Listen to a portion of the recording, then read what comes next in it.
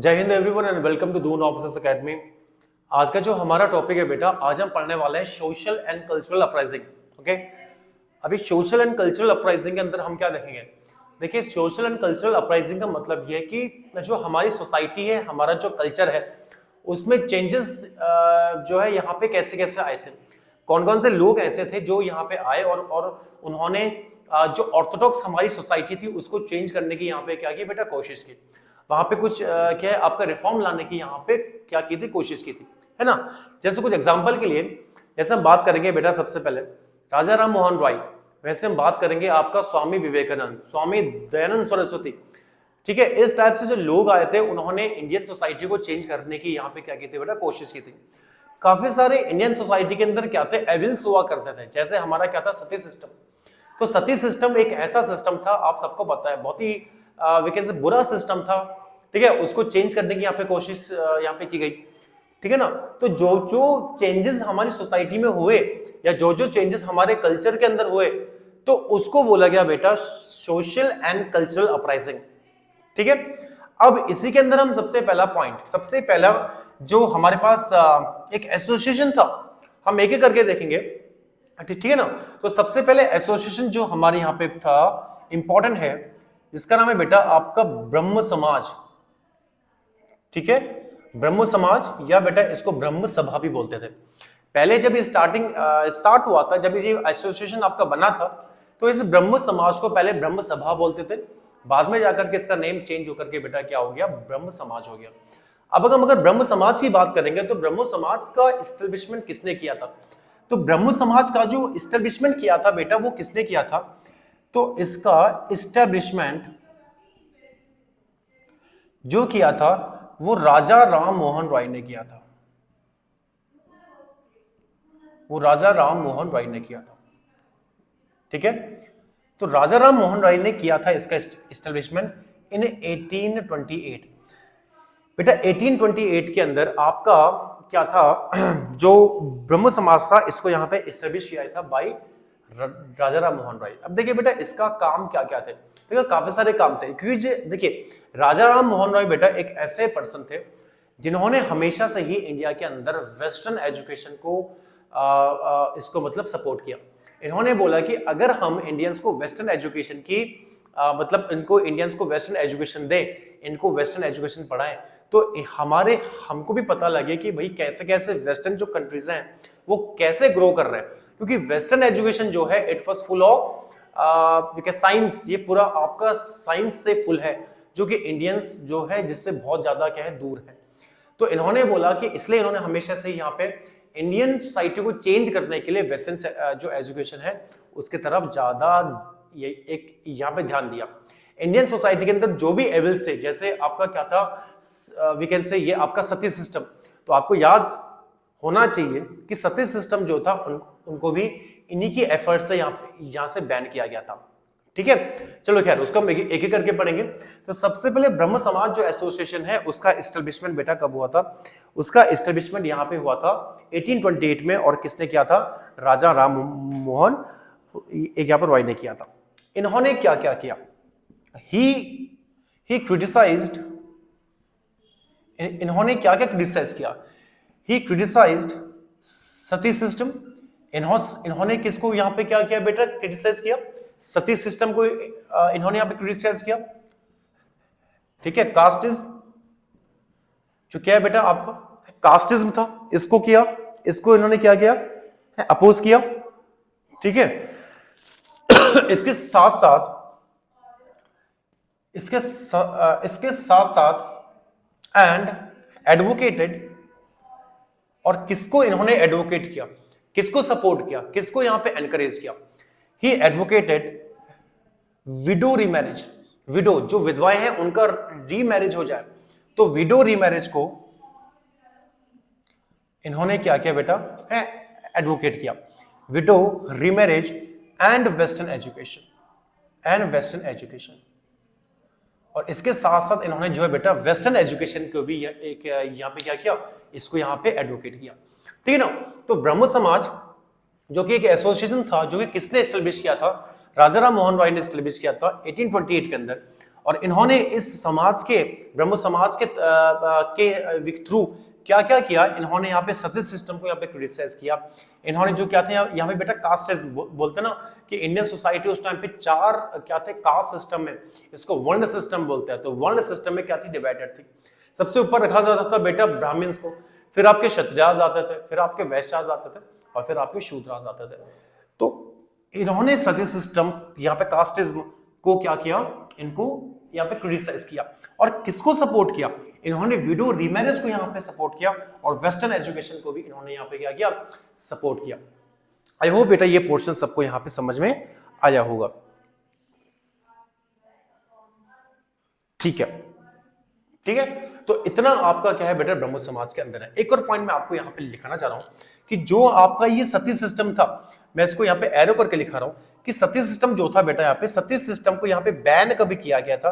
तो सती सिस्टम को बैन भी बेटा यहाँ पे 1829 के अंदर किया गया था। किसके एफर्ट के थ्रू, किसके एफर्ट था यहाँ पे, तो इसमें एफर्ट किसका था बेटा, आपका राजा राम मोहन रॉय का ही यहाँ पे एफर्ट था। इस टाइम पे 1828 1829 के आसपास इस टाइम पे कौन गवर्नर जनरल था इंडिया का जिसने सती सिस्टम को बैन करने में राजा राम मोहन रॉय की भी हेल्प की थी। मींस इन दोनों ने एक साथ यहाँ पे काम किया था और एट लास्ट तब जाकर के सती सिस्टम जो था उसको यहाँ से बैन कर दिया गया था। तो बेटा आपको याद होना चाहिए, मैं यहाँ पे उनका नेम लिख दे रहा हूं, उसका नाम था Lord William Bentinck. Lord William Bentinck. तो लॉर्ड विलियम बेंटिंग बेटा उस टाइम पे हमारा गवर्नर जनरल था और इसने क्या किया, राजा राम मोहन रॉय के साथ काम किया सती सिस्टम को यहां से हटाने के लिए। सती सिस्टम क्या था, आप सबको पता है। सती सिस्टम एक ऐसा सिस्टम था जहां पर जो आपकी विडो हो जाती थी, जो विमेन आपकी विडो हो जाती थी या जिसका हस्बैंड आपका उनकी डेथ हो जाती थी, तो उसको क्या करना पड़ता था, उस विमेन को जबरदस्ती या खुद से उसको अपने पति की जलती हुई फ्यूनरल पायर जो होता है ना आपका, जिसको हम बोलते हैं ये बेटा चिता बोलते हैं हिंदी में, चिता। तो जलती हुई जो उसको फ्यूनरल पायर है उसके ऊपर उस विमेन को जबरदस्ती बैठाया जाता था या वो वुमेन अपने आप जाकर के बैठ जाते थे और वहां पे जिंदा वो जल जाती थी। तो इस सिस्टम को बोलते थे बेटा आपका सती सिस्टम। तो सती सिस्टम को 1829 में बैन किया गया इंडिया से। किसने किया था, लॉर्ड विलियम बेंटिंग और राजा राम मोहन राय ने मिलकर के यहाँ पे इसके लिए काम किया था। तो आई होप बेटा ब्रह्म समाज का पोर्शन आपको, राजा राम मोहन राय का पोर्शन आपको सबको यहाँ पर समझ में आ गया होगा। ठीक है, इसके बाद हम आगे बढ़ते हैं। इसके बाद हम एक और समाज के बारे में बात करेंगे। इसके बाद हम एक और एसोसिएशन के बारे में करेंगे बात। दूसरा एसोसिएशन आपके पास है बेटा आर्य समाज। अब हम आर्य समाज के बारे में देखते हैं। ठीक है ना, अब हम आर्य समाज देखेंगे। आर्य समाज की बात करेंगे तो आर्य समाज को किसने यहाँ पे एस्टेब्लिश किया था, हु एस्टेब्लिश्ड आर्य समाज। तो आर्य समाज का जो एस्टेब्लिशमेंट है अगर हम उसकी बात करेंगे तो वो किसने किया था, आर्य समाज को बेटा स्वामी दयानंद सरस्वती ने एस्टेब्लिश किया था। स्वामी दयानंद सरस्वती कब किया था, इन 1875 में किया था इन कैलकाटा में, कैलकाटा में बेटा आपका हुआ था कौन सा, ब्रह्म समाज। कैलकाटा में आपको याद रखना है जो हमने पिछला ब्रह्म समाज पढ़ा था, तो ब्रह्म समाज की जो एस्टेब्लिशमेंट है उसको कैलकाटा में किया गया था और जो आपका आर्य समाज का जो एस्टेब्लिशमेंट है वो स्वामी दयानंद सरस्वती ने किया था 1875 में किया था। और कहां पे किया था बेटे, बॉम्बे में किया था, जिसको क्या बोलते हैं हम, मुंबई बोलते हैं। तो इसका एस्टेब्लिशमेंट, आर्य समाज का एस्टेब्लिशमेंट किसने किया था, स्वामी दयानंद सरस्वती ने किया था। स्वामी दयानंद सरस्वती का जो आपका बेटा इनका जो रियल नेम था, या मैं यहाँ पे और करके लिख दे रहा हूं, इनका जो रियल नेम था बेटा वो क्या था, मूल शंकर था। मूल शंकर। कभी कभी क्वेश्चन अगर ये पूछा जा सकता है कि स्वामी दयानंद सरस्वती का क्या है ये आपका बचपन का नाम बताओ या इनका रियल नेम बताओ, तो उनका नाम था बेटा मूल शंकर था और इन्होंने बॉम्बे में आर्य समाज की स्थापना की। ठीक है, दूसरा पॉइंट इसके अंदर ये देखेंगे कि स्वामी दयानंद सरस्वती जो थे इनके कुछ क्या थे, मोटो थे।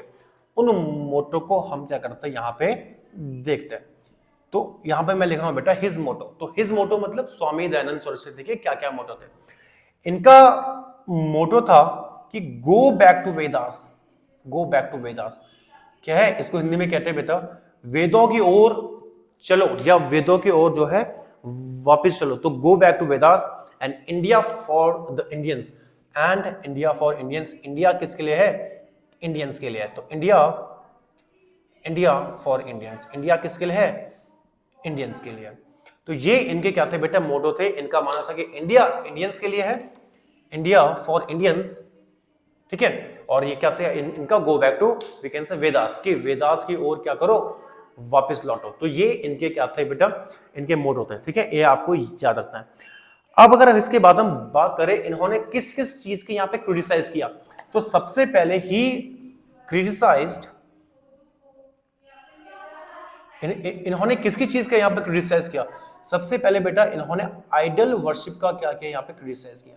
आइडल वर्शिप का मतलब जो हम मूर्ति पूजा करते हैं, इन्होंने मूर्ति पूजा को सबसे पहले यहाँ पे क्या किया, इसको इसका यहाँ पे क्रिटिसाइज किया, ठीक है। इसके साथ साथ इन्होंने जो है बेटा एक यहाँ पे कास्टिज्म, जो क्या था कास्टिज्म, मतलब कास्ट, मैंने बताया था आपको कि जैसे ब्राह्मण, क्षत्रिय, शूद्रास, तो शूद्रास के साथ बहुत ज्यादा बुरा व्यवहार होता था, तो इन्होंने क्या किया यहाँ पे कास्टिज्म को भी क्रिटिसाइज किया है, ठीक है। इसके साथ साथ एंड अनटचेबिलिटी, अनटचेबिलिटी जो है उसके लिए भी इसके भी क्या थे बेटा, इसके भी अगेंस्ट थे।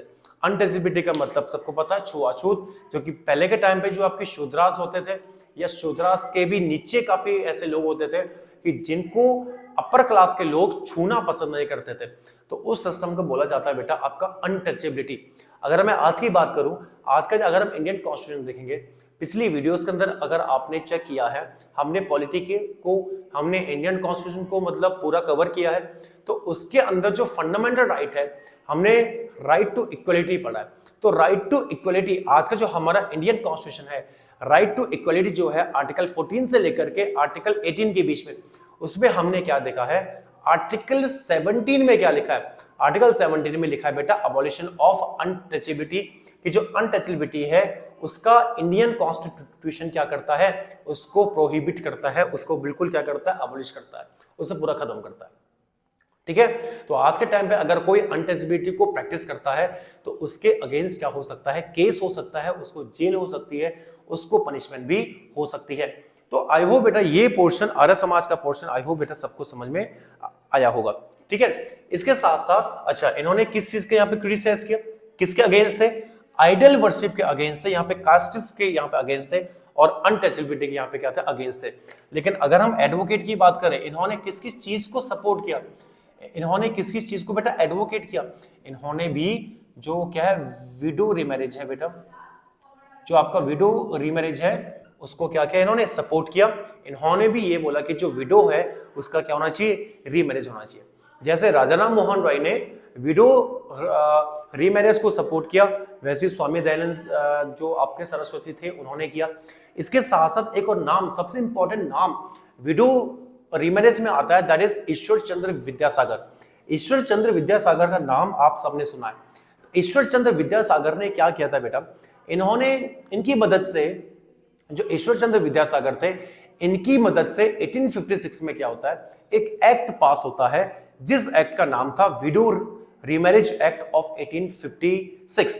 तो 1856 में जो एक एक्ट पास होता है, इसमें यह था कि जो आपकी विधवाएं हैं या जो आपकी क्या विडोज हैं, वो क्या कर सकती हैं, दोबारा शादी कर सकती हैं। तो ये ईश्वर चंद्र विद्यासागर की उनके सपोर्ट से, उनकी हेल्प से, उनके एफर्ट से ये एक्ट पास हो पाया था। तो आई होप आर्य समाज का जो पोर्शन है, आई होप बेटा यहां पर आप सबको समझ में आया होगा, ठीक है। इसको मैं मिटा दे रहा हूं। इसके बाद एक नोट करके मैं यहां पे आपको लिखा रहा हूं, ईश्वर चंद्र विद्यासागर, जो मैंने अभी एक पॉइंट आपको अभी यहां पे आपको बताया, तो यहां पे एक पॉइंट लिख सकते हैं हम ईश्वर चंद्र विद्यासागर के लिए, एक नोट करके, कि with the efforts of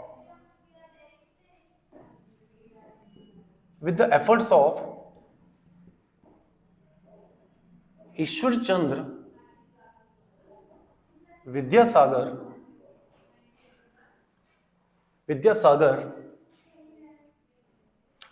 with the efforts of Ishwar Chandra Vidyasagar, ठीक है, window remarriage act window remarriage act was passed in 1856। तो आपको बेटा ये पॉइंट याद रखना है, इस नोट को आपको याद रखना है कि ईश्वर चंद्र विद्यासागर जो थे, इनकी सपोर्ट से, इनकी एफर्ट से, इनकी मदद से एक एक्ट इंडिया में पास हो पाया जिसका नाम था विडो रीमैरिज एक्ट, और जिसको 1856 में पास किया गया, जहां पे कोई भी जो आपकी क्या थी, विडो विमेन होती थी, वो रीमैरी हो सकती थी, दोबारा शादी एक वहां पे कर सकती थी। ठीक है ना। इसके बाद हम एक नेक्स्ट देखते हैं बेटा, नेक्स्ट हम देखेंगे रामकृष्ण मिशन। नेक्स्ट हम देख रहे हैं बेटा रामकृष्ण मिशन। ठीक है, रामकृष्ण मिशन। अब अगर हम रामकृष्ण मिशन की बात करते हैं तो रामकृष्ण मिशन का एस्टेब्लिशमेंट देखते हैं। रामकृष्ण मिशन का एस्टेब्लिशमेंट किसने किया था? तो बेटा रामकृष्ण मिशन का जो एस्टेब्लिशमेंट आपका हुआ था, ये किया था किसने? स्वामी विवेकानंद। ठीक है। नेशनल यूथ डे, आपको याद होगा कि स्वामी विवेकानंद के जो आपका जन्मदिन है, इनका जो बर्थडे आता है, उस पे हम क्या मनाते हैं? उस पे हम नेशनल यूथ डे मनाते हैं, नेशनल यूथ डे। और ये हम जो इंडिया में कब मनाते हैं, ये आप मुझे कमेंट सेक्शन में टाइप करके बताएंगे। ठीक है। तो अगर हम रामकृष्ण मिशन की बात करेंगे तो बेटा रामकृष्ण मिशन का एस्टेब्लिशमेंट किसने किया था? स्वामी विवेकानंद ने किया था। ठीक है। और स्वामी विवेकानंद जो थे, इनका जो आपका बचपन का वहां पे नेम था, और करके लिख रहा हूं, इनका रियल नेम या इनको जो बचपन का नाम था वो था बेटा नरेंद्र नाथ। ठीक है, नरेंद्र नाथ दत्त। तो नरेंद्र नाथ दत्त इनका बचपन का नाम हुआ करता था, और बाद में जाकर के इनको स्वामी विवेकानंद के नाम से जाना गया। तो एस्टेब्लिशमेंट, रामकृष्ण मिशन का एस्टेब्लिशमेंट किसने किया था? स्वामी विवेकानंद ने किया था। कब किया था बेटा? इन 1897 के अंदर किया था। आई होप ये पोर्शन बेटा आप सबको समझ में आया होगा। इसके बाद बेटा एक और इंपॉर्टेंट पॉइंट है इसके अंदर कि स्वामी विवेकानंद जो थे बेटा, स्वामी विवेकानंद इससे पहले 1893 में शिकागो गए थे। शिकागो में आपका बेटा पार्लियामेंट ऑफ रिलीजन हो रहा था। तो शिकागो के अंदर पार्लियामेंट ऑफ रिलीजन के अंदर क्या था कि सारे धर्मों के लोग, अलग अलग कंट्रीज से अलग अलग धर्मों के लोग वहां पर आए थे। शिकागो यूएसए के अंदर आए थे, 1893 के अंदर आए थे, जहां पर पार्लियामेंट ऑफ ऑल रिलीजन वहां पे चल रहा था। तो वहां पे स्वामी विवेकानंद जो थे, इन्होंने अपनी स्पीच दी, और अपनी स्पीच से इन्होंने क्या कर दिया, वहां पे सबको इन्फ्लुएंस किया, सबको प्रभावित किया।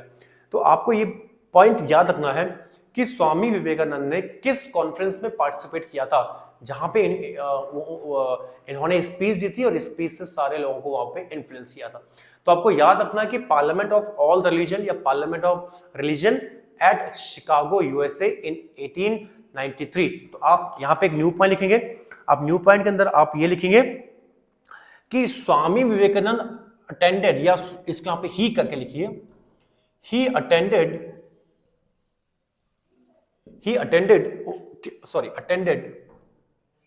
उन्होंने क्या अटेंड किया था? तो he attended parliament, we can say the parliament of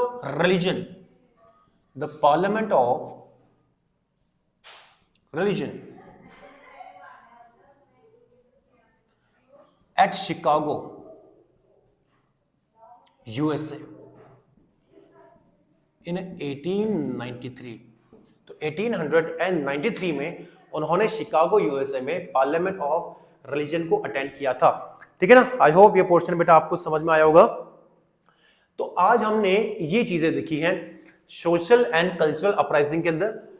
तो सोशल एंड कल्चरल अपराइजिंग के अंदर आज हमने ये देखा है, हमने जो है ब्रह्म समाज देखा, हमने जो है आर्य समाज देखा, थोड़ा बातें हमने ईश्वर चंद्र विद्यासागर के या बारे में की, और थोड़ा बातें हमने यहाँ पे रामकृष्ण मिशन के अंदर की।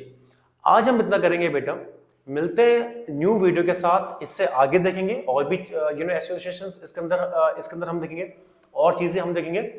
आज के लिए हम इतना करते हैं, मिलते हैं एक न्यू वीडियो के साथ, न्यू टॉपिक के साथ। Till then take care, bye bye and जय हिंद।